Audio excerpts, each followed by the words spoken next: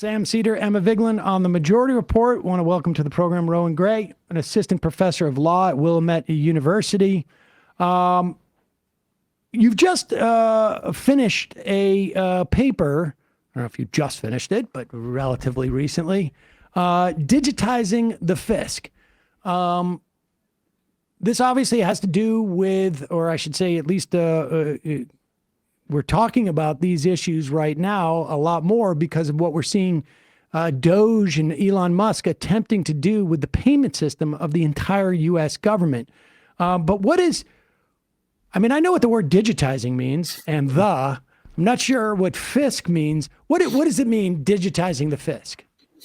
Yeah, the fisc, the public fisc, is the place where the money comes from, right? It's not a single location. It's not a single thing. It's more of a concept. Anywhere where public money comes in and out of the government, that's the fisc. So the term you might be more familiar with is fiscal policy, and that usually refers to spending, taxing, issuing public debt, right? All the things that is not the central bank, right? All the things that goes through the budget process that typically goes through the Treasury, but basically it refers to all federal spending.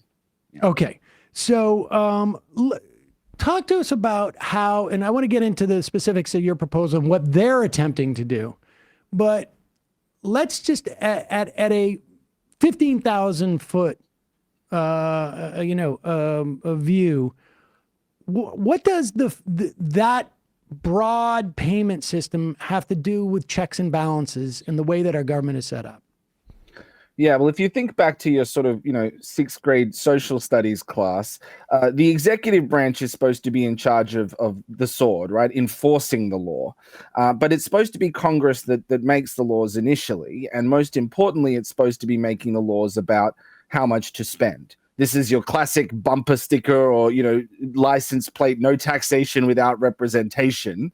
It's not even just a sort of 1780s American revolutionary issue with, Boston Tea Party and all that kind of thing. It goes back to the British parliamentary revolution. It's the sort of first step away from monarchy, is that we have our own resources and we consent to them being taxed in exchange for a representative parliament.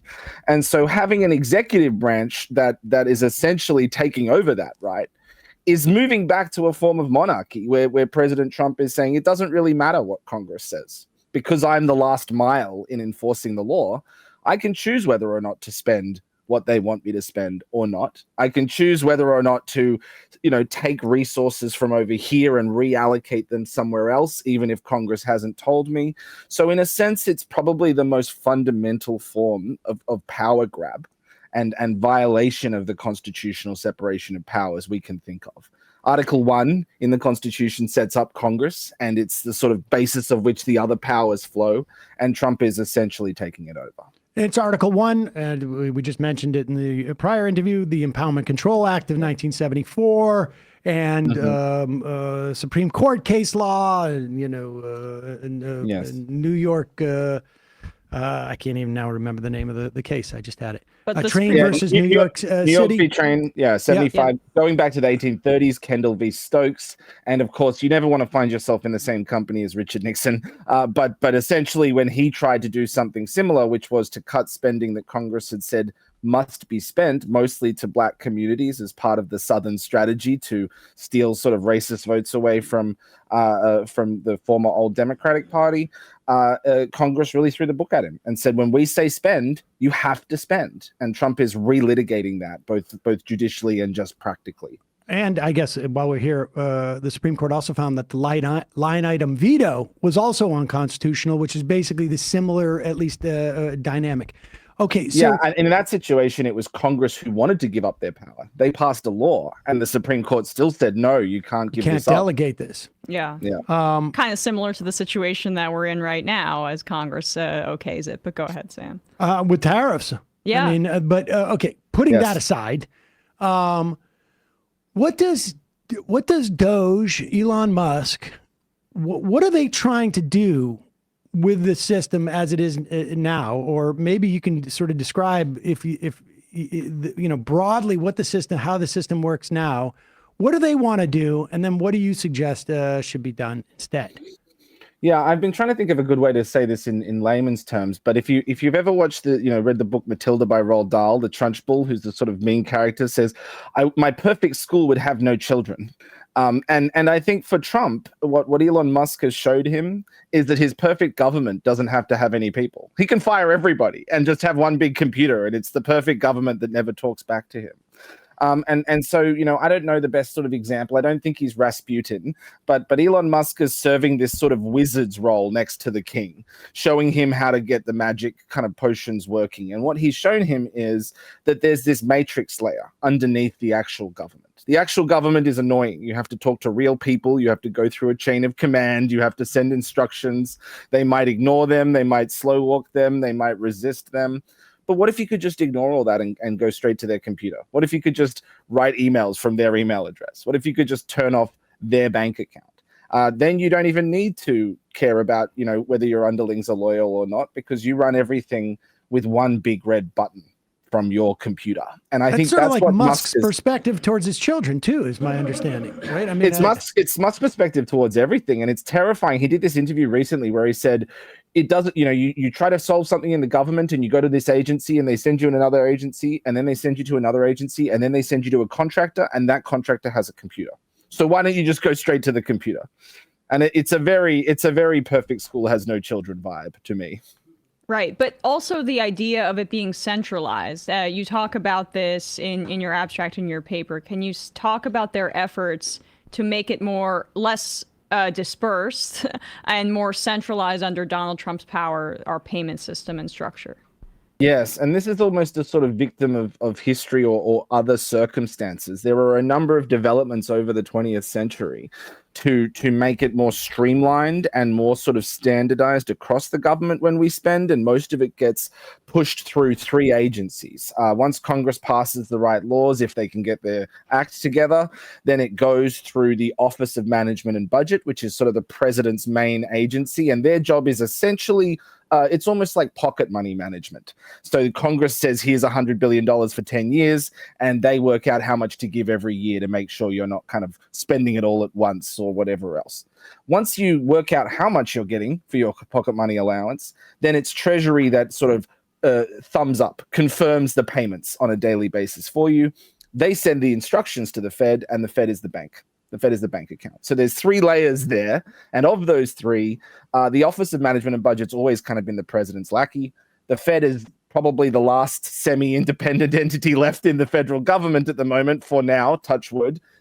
And then the Treasury is the one that has been really kind of effectively politicized since Trump's return, which is to say the Fed is not going to process any payments unless they get the right instructions from the Treasury. So the Treasury is really this choke point for almost all payments. It processes 88% of payments in the federal government, and Trump just recently signed an order saying he wants even more. He wants to get the last 12% kind of swept in there.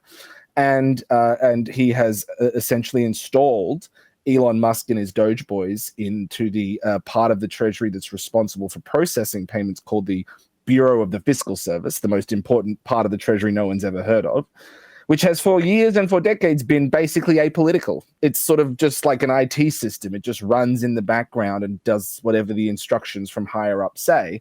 But again, Trump has just bypassed all of that and stuck his own person in there, given them sort of master key access to the IT system. And from there, he can turn off any payment he wants. So who cares whether or not you are statutorily required to let the USAID operate, or the Department of Education or Social Security? If we want to stop payments, we just press the red button. Now, are there, so DOGE is in there trying to figure out how they can sort of like both get everybody in the barrel, as it were. That's and right. And then so that when they go over the waterfall, they're all there. What is what is the waterfall from them? Like what will they do? They will have like a bypass button so that nobody at Treasury can really do it. It's just like, Stephen Miller sitting in an office next to the Donald Trump. Like what is that? What is the waterfall once they get all the payments in there? Yeah, there's a person whose job is to run that sort of very boring operational department in Treasury, and there was a person who was there for about 20 years before Trump got elected, and he was the sort of most senior apolitical bureaucrat in the Treasury. And within a few weeks of Trump arriving, he resigned in a quite sort of shocking fashion, saying, "I'm not going to use this power to do things that are not legally allowed, i.e. ignore Congress when Congress told us that we have to essentially kind of effectuate spending. We're just a middleman." And Trump said, "No, we want you to sort of shut off spending to agencies we don't like," what they call zeroing out the budget. And so I use the example, if you need the lights on in your agency and someone turns off the electricity budget, you just don't have an agency anymore. You can't use the computers. It's over. So it doesn't matter what's on paper on the law. It matters whether the money keeps the lights on. And what Trump has been able to do is use the pretext of quote unquote waste, fraud, and abuse to shut off anything he wants, right? I think one of my colleagues, Nathan Tanker, said, "Do you reckon DEI is going to be waste, fraud, and abuse?" I think we can all make a pretty good bet about what waste, fraud, and abuse is going to be code word for. But it's this sort of ostensible concern for things that we all don't want. Right? Nobody wants to be sending Social Security to people who are already dead. Is that true? No.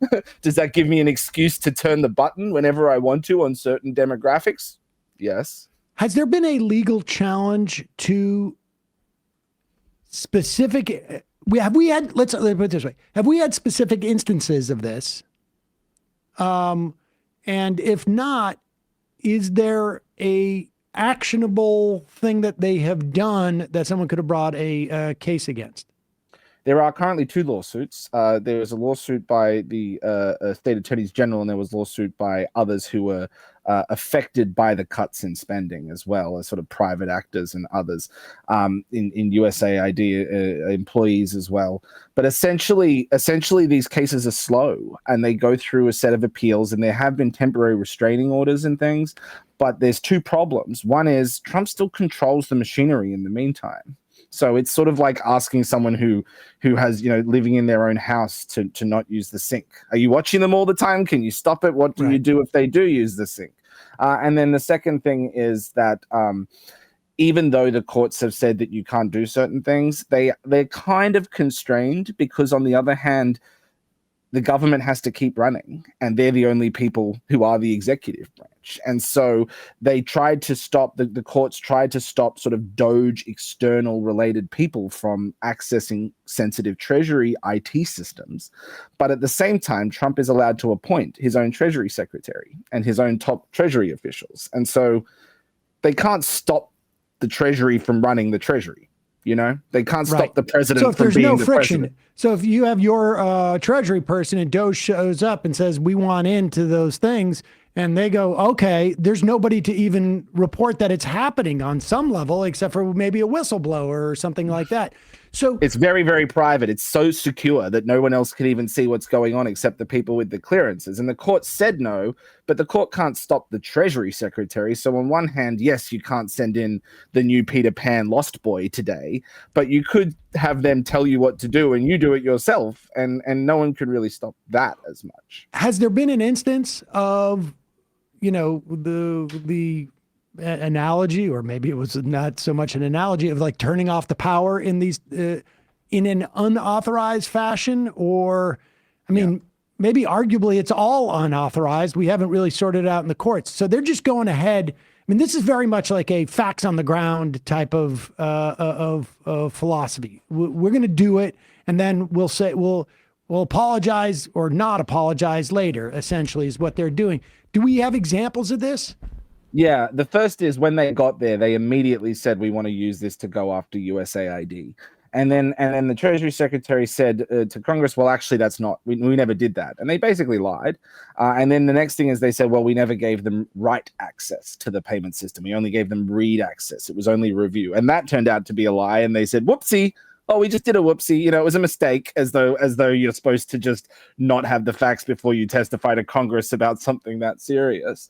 But after the judges suspended or issued a temporary order regarding the Treasury, they just went and did this for each individual agency. they went and did the next round of computers underneath. And so they have frozen funds at the Department of Education. They have frozen funds at USAID. And of course, they are waiting to sort of resume wholesale at the Treasury. And I think even if the courts say no, they might start up again. They're waiting to see whether or not the courts kind of let them do it in the long run. And if not, they might just ignore them anyway. But the more important point is, once they've learned this lesson, that this is where the fight is, it's completely remade the map of where the kind of power is. This is the back door to the whole government. We just interviewed the co-president of Public Citizen. They're the ones actually bringing the USAID case. They're also doing this with the Consumer Financial Protection Bureau, some other cases as well. Yep. For them, they're talking about maintaining the structure of these agencies. Yeah. You know, for lack of a better example, like they're keeping the integrity of the cup, essentially. But what you're talking about is the ability of Trump and DOGE and Musk to essentially stop the water flowing into that cup. That's right. Which is going to have real impact on people and individuals and citizens across the you know, and not, you know, in other countries too, immediately, not necessarily. I mean, you're doing long-term harm to the institutions and these agencies, because if I'm a scientist and I show up at work and I'm not getting paid, I'm not going to stick around. And 4 years later, like all these scientists have decided to go into private industry because they can't count on getting a paycheck from this agency. You're also sort of like fundamentally undermining the institution. So there's sort of like, I just want people to get the conceptual understanding of the different ways in which these agencies are being attacked, both structurally, institutionally, and then sort of like just on an operating basis. With that said, increasing the uncertainty, making it a bad place to work, as you said, making it unclear whether or not the funding is going to be there in 3 months or 6 months. And for a lot of people, that's just too much mayhem to handle in their own personal lives. To your earlier point, you know, National Institute of Health is another one, shutting down funding for cancer research, you know, children with illnesses. I mean, it's an amazingly callous move, and the cruelty is the point, right? The disruption is the point. People, they want people not to trust government, and Vought, Trump's head of the Office of Management and Budget, who was previously head of the 2025 project, has said quite clearly that the point is to throw this stuff into such chaos that people traumatize federal workers, he said. Exactly. Okay. Traumatize federal workers and ruin faith in the government for everybody else. Speaking of ruining faith in the government, the most beloved program, probably widely beloved program we have, is Social Security. Yeah. And the Republican Party has been trying to gut Social Security since the day it was conceived and implemented. You can go back to the 1936 Republican platform, get rid of Social Security. They've been talking about it. Musk is out there saying there's all sorts of fraud and waste in Social Security. We know that's not the case. We know exactly how much. Every time you hear fraud, waste, and abuse, think of a minority that he doesn't like, and it makes a lot more sense. Without doubt. The big thing is they are going in, and now Social Security payment system is not within that payments system that you just talked about, is it, from Treasury? Does it, or is it sort of like runs alongside it? Yeah, they get processed internally, and then the final instructions still go through the same back-end process at the Fed. I mean, there's sort of one set of bank accounts the government uses and things like that. And for example, things like prepaid debit cards, checks, you know, all the stimulus payments, all that also goes through the Bureau of the Fiscal Service. So it's really the kind of last mile for most public spending. Yeah. Okay. So aside from them closing different Social Security bureaus, aside from them pretending that they weren't going to close these bureaus and backtracking, and I'm shocked. Yeah. Well, they're doing, and aside from making it really difficult to verify your identification by insisting now that it's on the phone, they're going to increase wait times. They're going to increase people's requirements to get into Social Security agencies, et cetera. And shut off in-person access, you know, those kinds of things. Yeah. Just ask your grandmother to go on the internet. It'll be fine. Exactly. Download the app. Yeah. But what are they doing in terms of the payment system? I've been reading, like, one of the things they clearly don't seem to, they probably didn't understand the first time. And then when they were explained it to them, they simply decided, oh, well, we're just going to continue on with this, what we've been saying, which is a lie, that we have a bunch of 150-year-olds, getting Social Security, when in fact, that is just, explain to us what that is, that it's a default, but also what they're trying to do, and about COBOL, which is the system in which Social Security, I guess, is the computer language that Social Security uses. Yeah. I mean, I think probably a good analogy here is, if you look back to the 1930s and all the absolute ridiculous smears that were put against Jewish people and others by the Nazis, and people said, how could you believe this stuff? Well, of course, it's all absurd, but the lie is the point. You have to believe something absurd to justify what you're about to do. And so these things, I think, are backwards oriented reasoning. They're things that are convincing for people that are already convinced. They're just giving them a pretext. So part of it is there's this huge waste, fraud, and abuse. There's this huge grift going on, and we're finally going to put a stop to it. And everybody who's always wanted to cut it goes, that sounds good.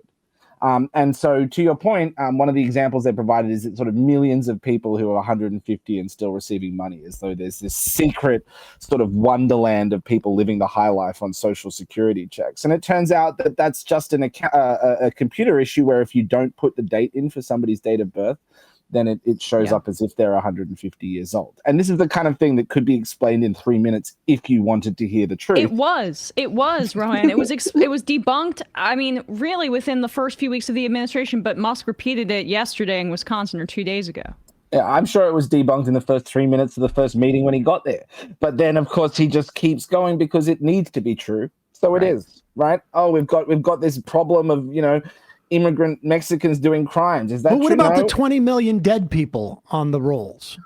Well, again, I mean, these are people that are either kind of not being processed, or again, they're actually alive and they look like they're dead because of their ages or whatever else, or they're not actually receiving payments and they just haven't been taken off the rolls. These are all administrative issues. People are not there secretly going to work and letting 20 million mistakes just look like on the screen flashing. It's not how people work there. These are very, very sophisticated people running highly sensitive systems. So to your earlier question, COBOL is the common business-oriented language. It was developed in the United States government in the 50s, and it was pretty much pushed out to private industry, and it's become the standard for banks and most mainframes of large systems. Anything, with the words IBM from the mid-20th century, anything with the Rand Corporation, all of that era is still using COBOL because it's very stable. It's outdated, but it's very stable. And the truth is, it's very difficult to sort of replace a whole payment system overnight when it's processing millions of payments all the time.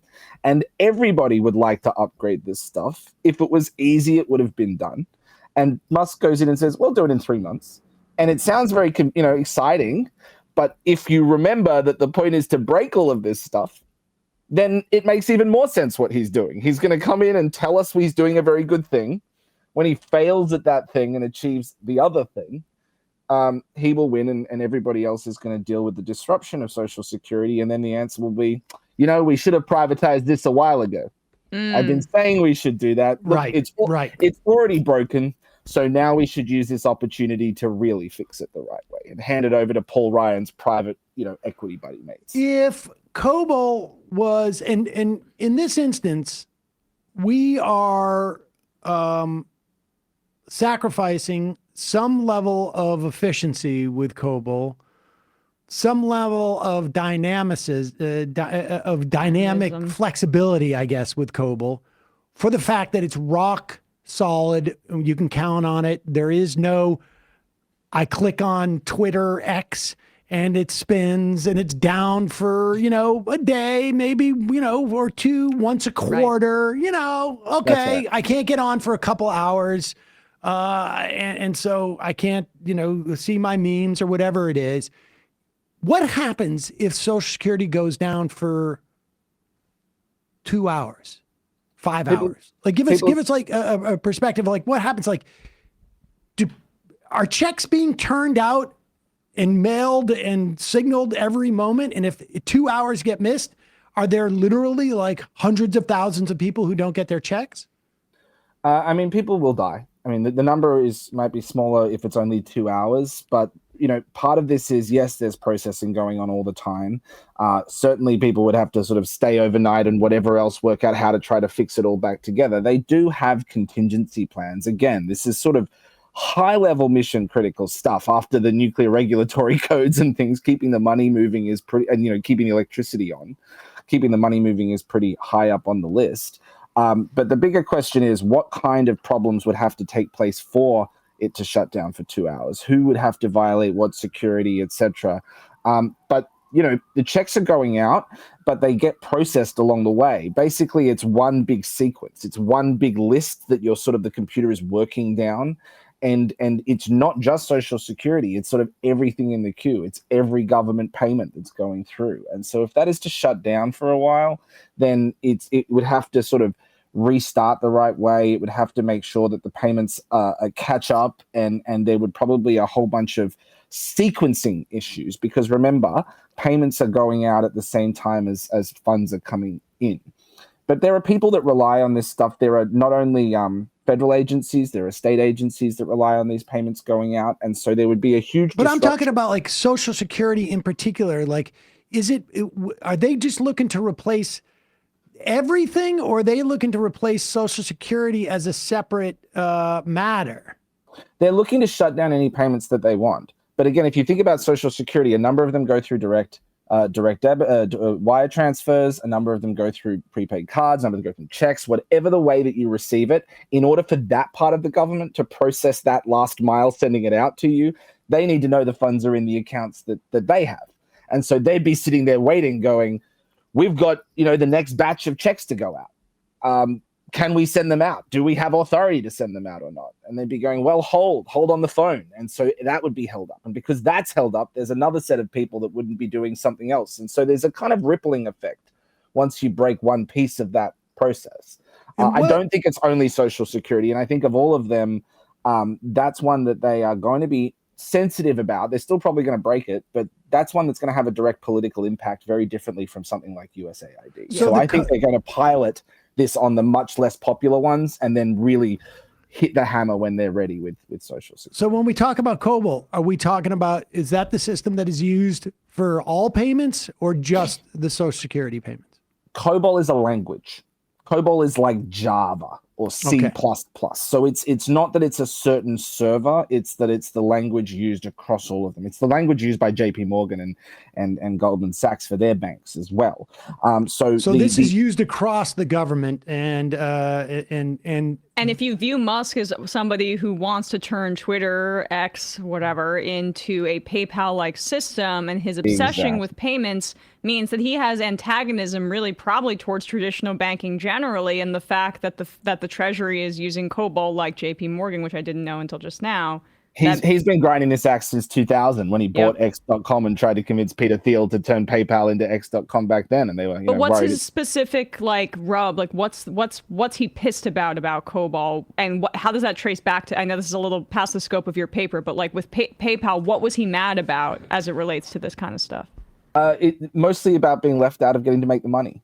Okay. So saying you care about COBOL is just another way of saying I don't like the legacy system and I want to upgrade it. It's not about COBOL per se. It's just the pretext, just like waste, fraud, and abuse is the pretext, right?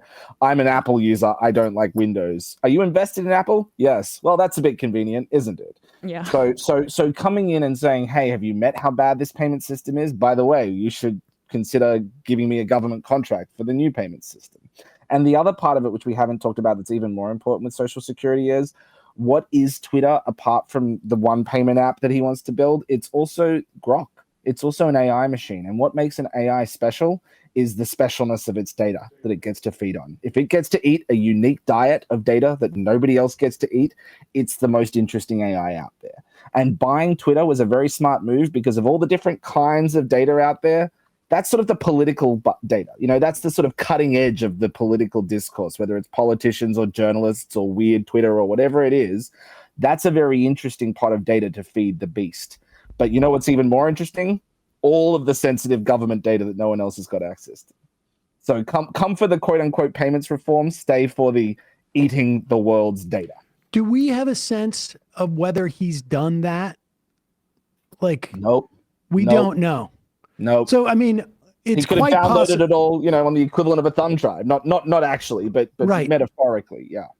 And he could have done that already. He could be doing that. That could be part of the project.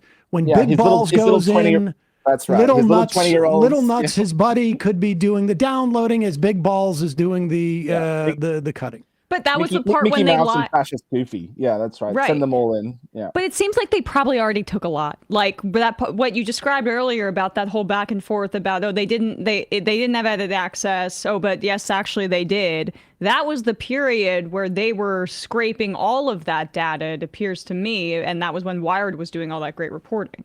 Yeah, I mean, you know, again, these are the people that lied to Congress. These are the people that put the 19-year-old Nazi sympathizer in this most sensitive seat at Treasury. And then when it came out that he had been a Nazi sympathizer, they quietly repurposed him to Social Security as if that's a punishment. You know, they've run out of 19-year-old white boy right-wing hackers, apparently, so they have to recycle the same 5 they've already got. But that says something to me about how much not only trust they're putting in these people, but how much, you know, those people might already have sensitive knowledge about what's going on. But as you say, there was a period where they had complete access to that system, and it's going to take a while to kind of forensically uncover whether they did anything, because that system is not designed to have 5 other people looking over its shoulder.